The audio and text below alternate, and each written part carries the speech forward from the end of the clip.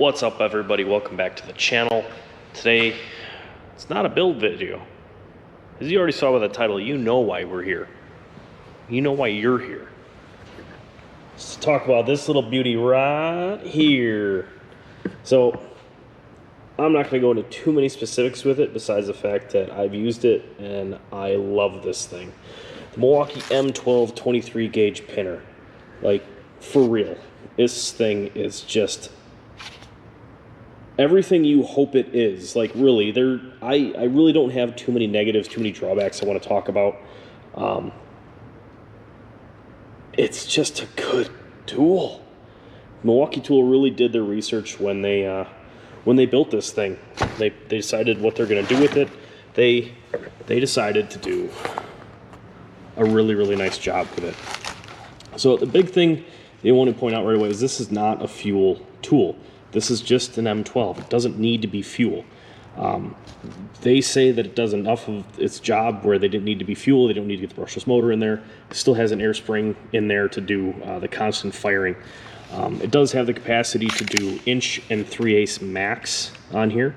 Has a nice little slide and indent right there. You can see when you're low in the magazine right there.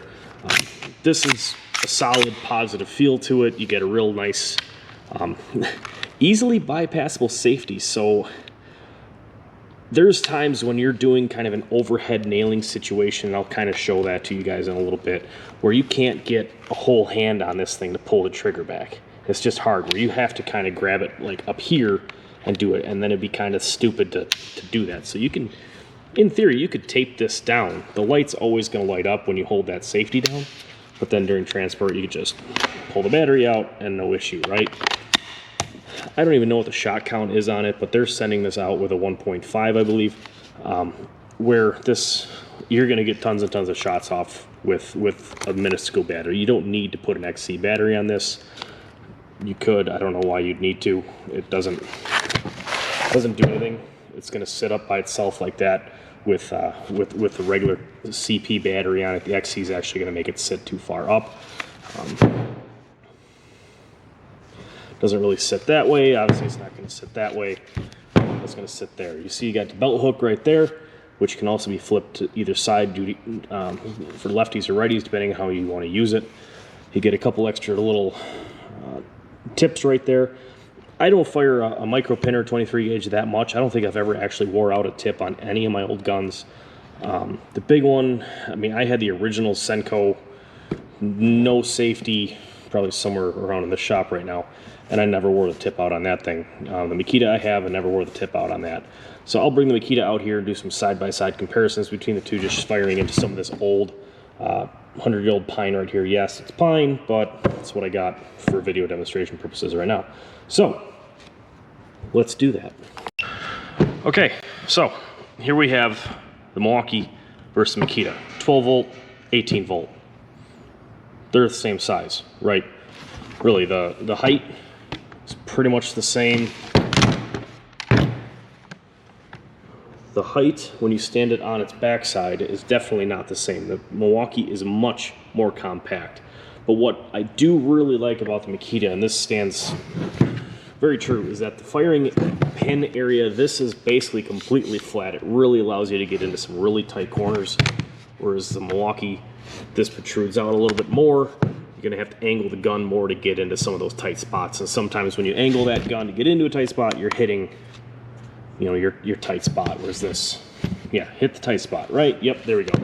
So this is the Makita XPT02. I don't even know what the model number is on this thing, the 2540-20. So, yeah.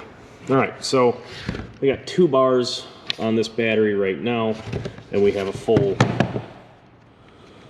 battery compact 2.0. It's pretty much the smallest battery you can put on there. Both are running currently 1 3/8" Senko pins. You see how the pins stay in here when I'm shaking the tool. There's a little magnet in here, I guess, that helps retain that a little bit, especially when you get down to the dry fire lockout. That's going to retain these little bit of pins so they don't fall out when you go out. Makita also stays, no big deal there. So as you can see, I still have the the leftover pin on the Makita. So 1 3/8 is pretty much is the max on the Makita. We all know that. If you've used it, it's a good gun. But anything over 1 inch, it has really struggled with for a long time. It just doesn't have the power to fire that. So here, just a regular old 2x4. Into the pine, no issue at all. Okay, you can hear the sound. And now the Milwaukee.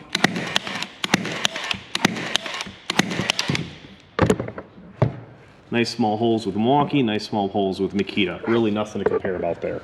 But when you get into some of those harder woods, that's where this guy's really going to start to shine. Anything in softwoods with this has been just fine. When you get those hardwoods, that's where the problem is. So let me get some hardwood set up and I'll show you what I mean. All right, so now we got 4 pieces of some oak casing here. Nothing special, but this is solid oak. Now, obviously I don't need 3 pieces or 4 pieces, but we'll keep them there just cause. And I'll do it in this side so you can see the depth difference. So once again, 1 3/8 in both pins, or both pinners, starting with the Milwaukee.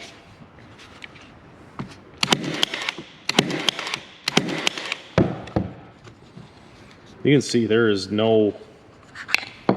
nothing there. If that was protruding, I couldn't do that with my finger. I'd be slicing my finger up right now. So, and I can do this all day.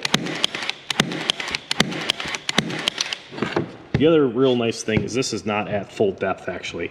So if I wanted to set this all the way to full depth, that's how much more adjustment I had to go full depth. I don't even know how many rolls that was, but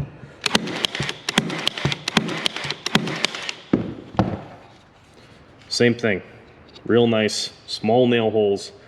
Well, nail holes are a little bit bigger because I got full drive depth on it, but going just fine, right? So now for the Makita, side by side in the same wood. See how much that's sticking out? Same pin.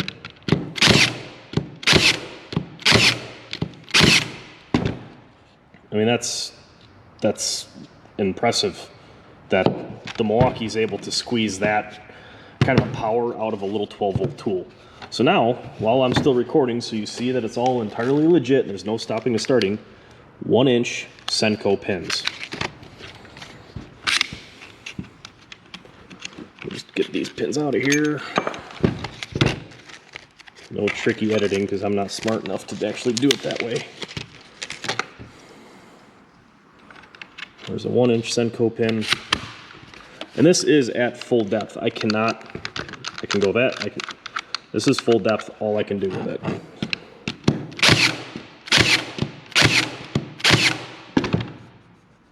And it's just fine with the 1 inch pins into hardwood. It does just fine. Obviously the Milwaukee's gonna do it because it does the 1 3/8 just fine.